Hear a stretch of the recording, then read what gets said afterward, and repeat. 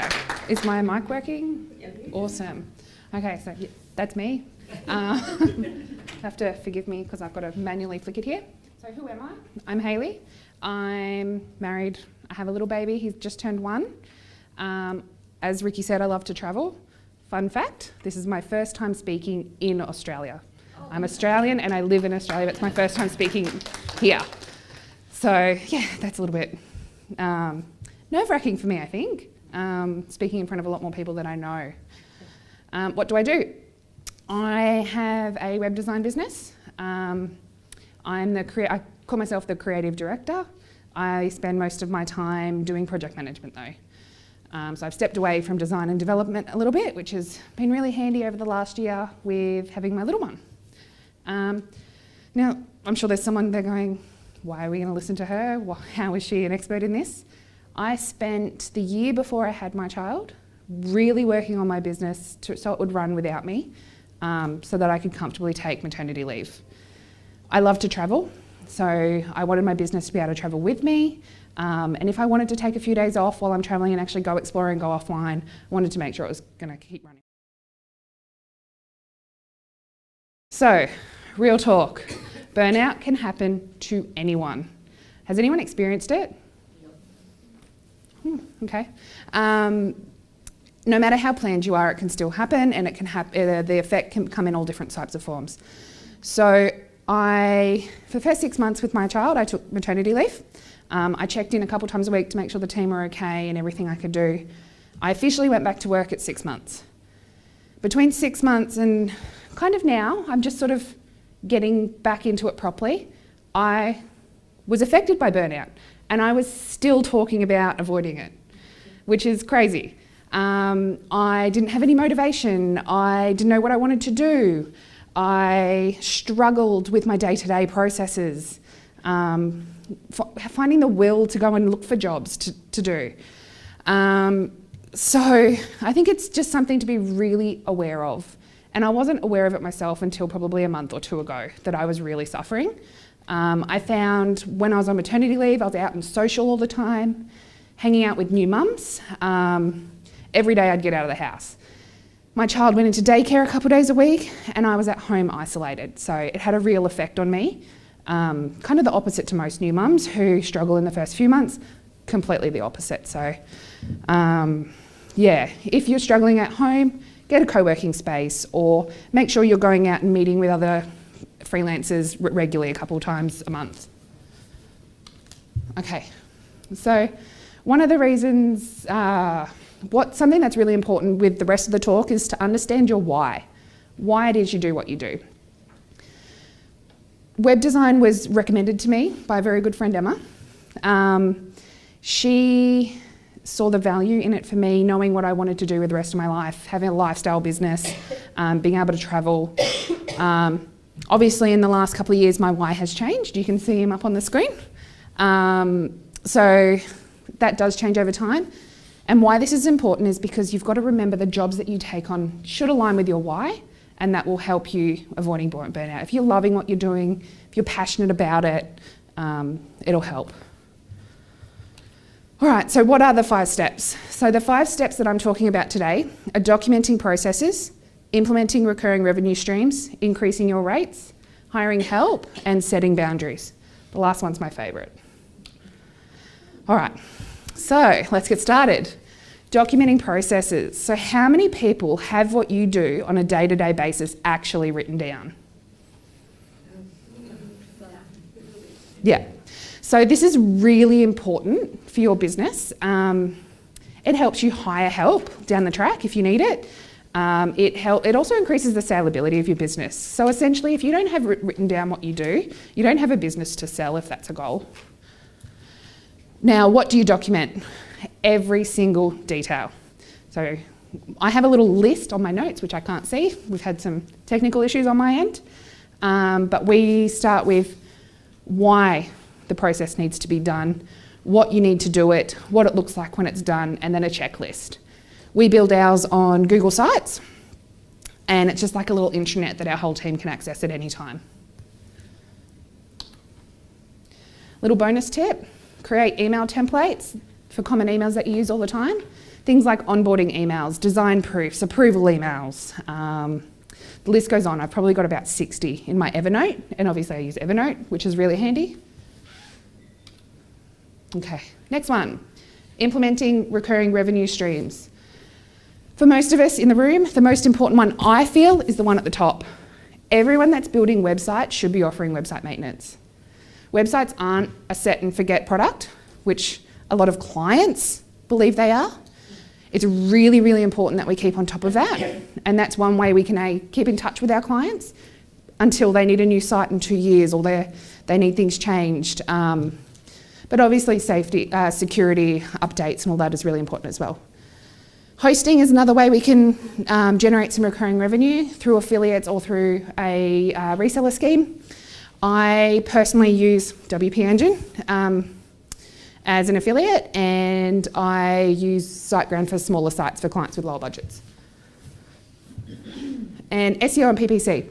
This isn't for everyone.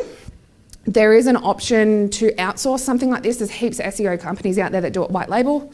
Retainers is my favourite at the moment.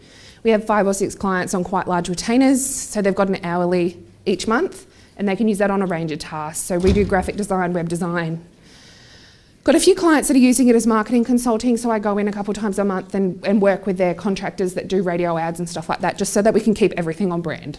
So that's a really good way of just keeping your revenue going. It's not something that you're worrying about, when's my next project coming in, how am I going to pay that bill? You know you've got a set amount coming in each month, which is really handy, and during my maternity leave, it was a lifesaver. Alrighty, so next one, increasing rates. Who has done a website for under $1,000? Okay. Don't. Please. Not only does it devalue what you do, it devalues the whole industry. So how many, one of the questions I get all the time is, but I can get that somewhere else for $500. Yes, you can, but you're actually not getting the same thing. By charging more, I can give my clients more. So I can work with less clients, I can spend more time on those projects, I can get more strategic. So it also helps you weed out some of the clients. You can pick up some red flags quite quickly. If they're not willing to pay more, they probably don't value what you do as much, and you'll find that they'll be a little bit more hands-on, in your face a bit more, emailing you, can I have an update every 5 seconds? So charging more is a good way of getting better quality clients too. It gives you a chance to offer a better service. Challenge, your next project, quote 20% more than you usually would, and just see how it goes. I reckon most of you would still get an approval. So we undervalue ourselves more than clients do a lot of the time. One thing I do is I do ask for a budget and I offer a range, so under $5,000, between 5 and 10 and above 10. Based on that information, I can qualify my clients to see if I can do the job for them. So generally, if it's under 5, it's not my cup of tea. I've learnt recently, especially, to have a chat to those clients, whether it's on the phone or meet them face to face, just because even though they've put under 5, generally the budget's a little bit more than that. It's a good idea. Some people are funny about asking for budgets, but it's something I reckon is really important because you don't want to go to a discovery call, spend a couple hours beforehand researching the client, what they do, what they've currently got, to show up and then they can't afford you. So it's a really good idea.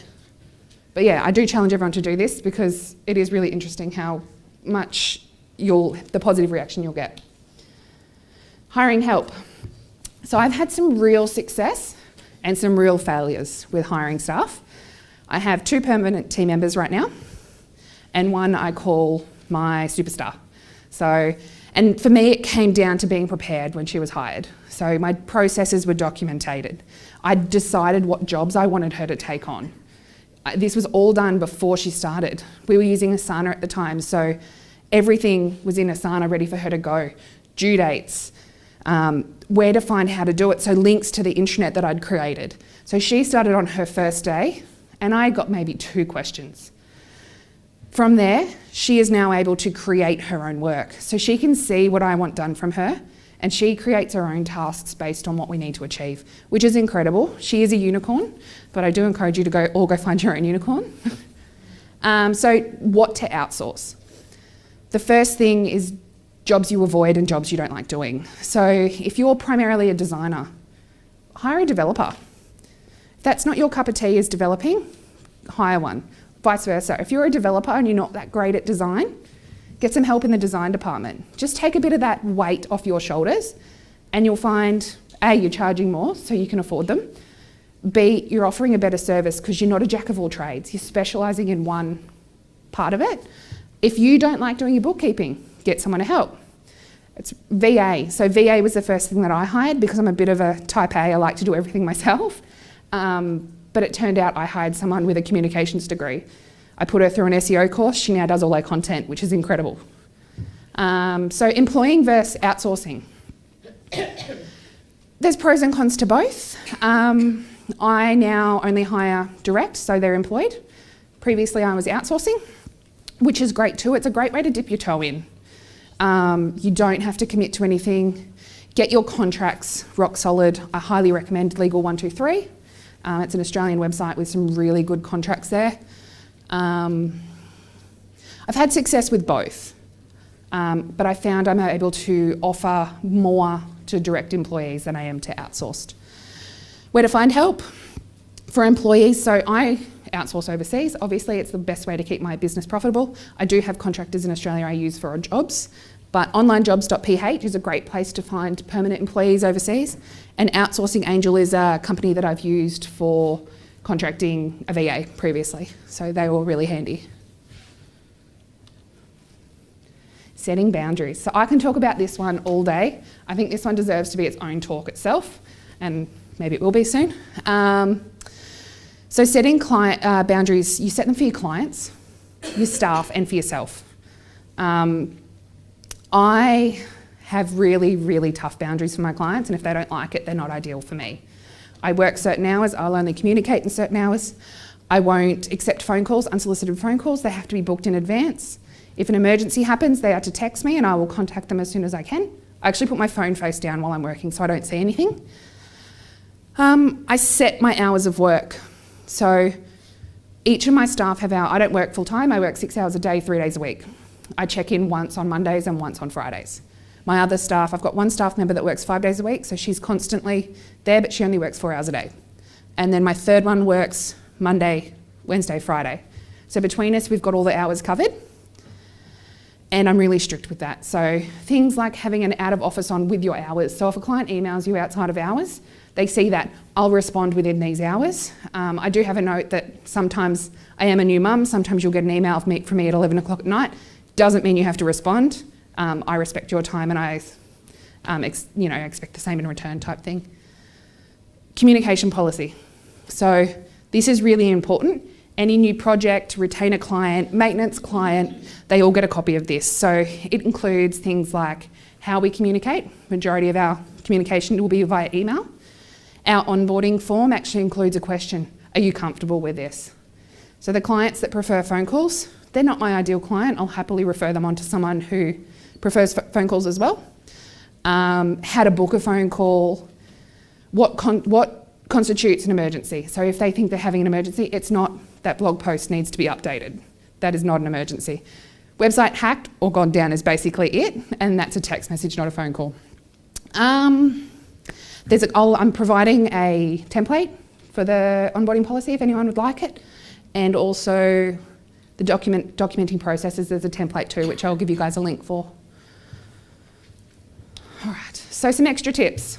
Business development, something I'm really passionate about, and I try to do at least one course or something a year. There's heaps out there, there's so many. I know there's heaps of WP Elevation alumni in here. PPP is another one that she's launching a new thing next year, a whole year-long access to a number of courses, which is really cool. The other thing is to schedule recurring time to do your own business development in your business.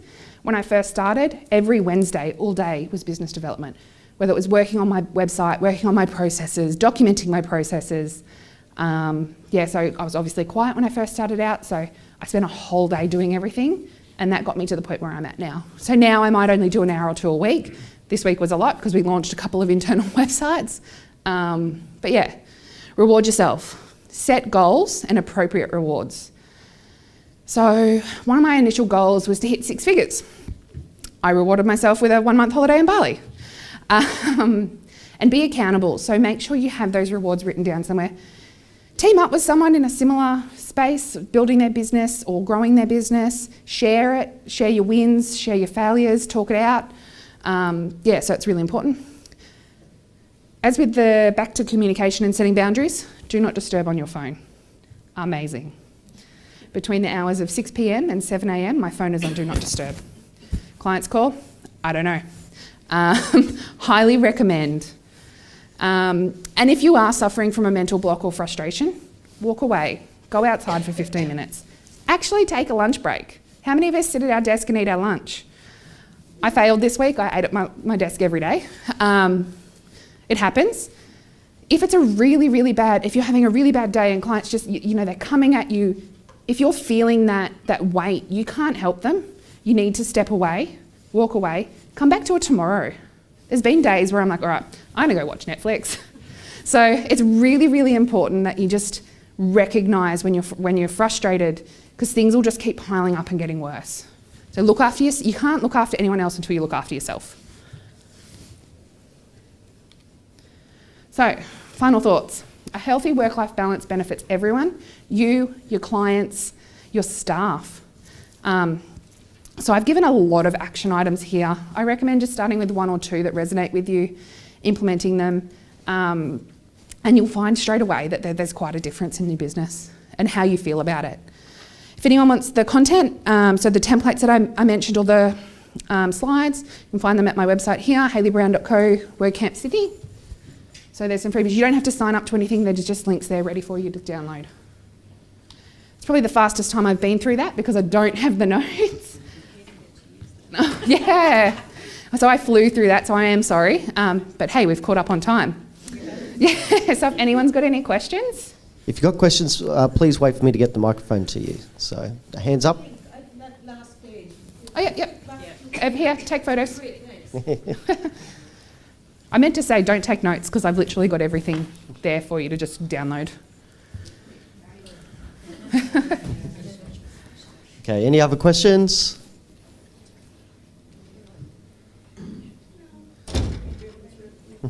That's okay. Okay. Wow. Oh, yeah, one up the back. there's always one up the back. Run, Ricky, run. Good on you, Paula. You just want to see me run, don't you?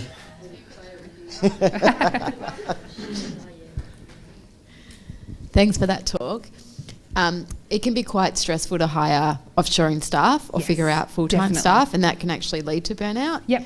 If you could maybe go through some success stories, some failures, Yep. how you found them, because usually to find a unicorn you have to go through 100 not unicorns. Correct. And how you communicate with that. So maybe if you could just spend a couple of minutes talking about that side of it, that would be great. Yeah.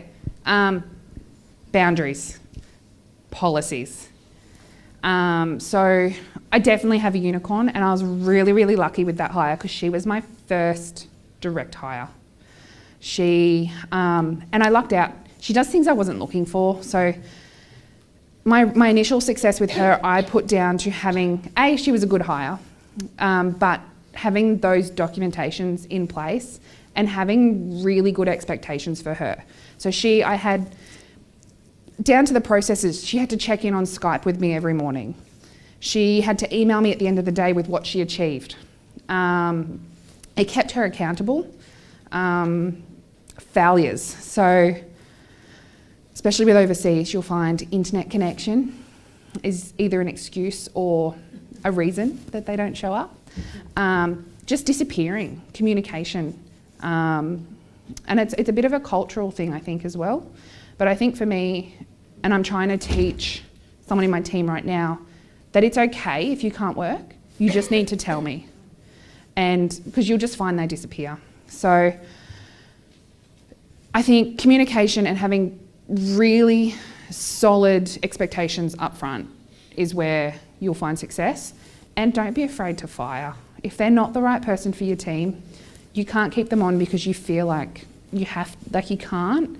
You've still got to have a successful business, not only for you, but for your clients. If you can't deliver, then there's no point you being in business. So I have fired, I've threatened to fire. That's, last resort, but sometimes they do need a bit of a wake-up call. You can't be afraid to be the boss. I think that's something I struggled with for a little while, especially being that I have my unicorn and I've never had to think about that. So hopefully that helps. This one. So your unicorn, did you say she works in the office with you? No, she's overseas. She is overseas, okay, yeah. So do you ever have anyone who works in the office wherever you're working from? No, so I work from home 90% of the time. Yeah. I have a little desk in front of a window that overlooks the ocean, so it's really lovely. Yeah. I sometimes go and work from a client's office. Right. Just to have that social aspect. So there's a couple people around me. I guess my question is, because I have the same, I work from home, but and I find that that's how I prefer it. And if I did have someone come in, do I need to offer them sort of holiday? What do you do around the holiday pay? If I hire someone? Yeah, so because my hires are overseas, it's legally a grey area because do I use Australian policies or do I use their local country? Now, I had a chat to her about it and we decided to use hers. So she gets her public holidays and she gets paid as per her rules. So where's she based at? Philippines. Right. So in the Philippines, there's paid public holidays, there's unpaid public holidays, and then there's minimum leave. Okay. So that's all in our contract. And she chose, I said to her, you can have Australian public holidays or Philippines. She chose Philippines. Right. There's more public holidays, but less paid ones. Right. So it kind of works out in my favour that way.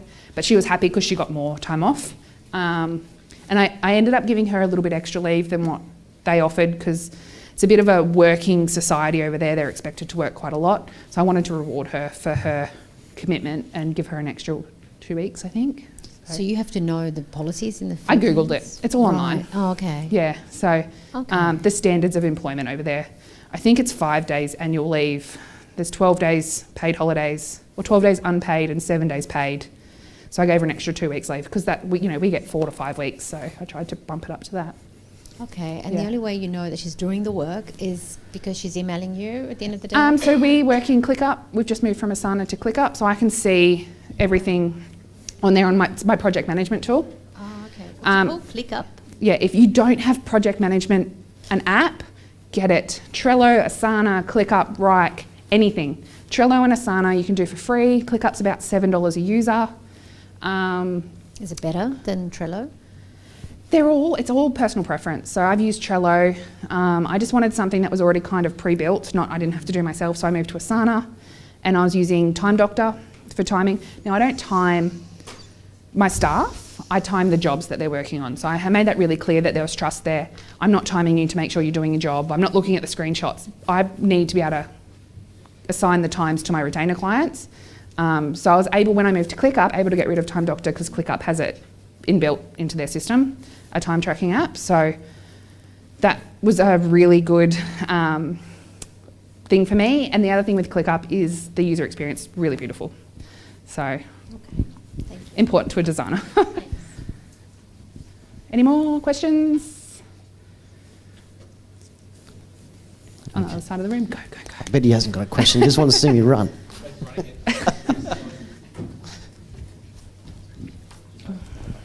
I was just going to ask for someone that's looking to do some of the business development courses. Yep. Is there anything you recommend for beginners or anything that? WP Elevation was a great start for me. I did one called Build a Business That Works Without You. It's now gone. It's not available. I've been recommended, what is it, Sean? Profitable Project Plan. She had one course previously. She's now rolling 4 into a year program, which would be really cool. It's something like, if you're going to do it, you've got to commit. So many people do a business development course, do the first weeks and drop off the face of the planet. What I found with WP Elevation is it had a really high engagement. So try and look for something that has that.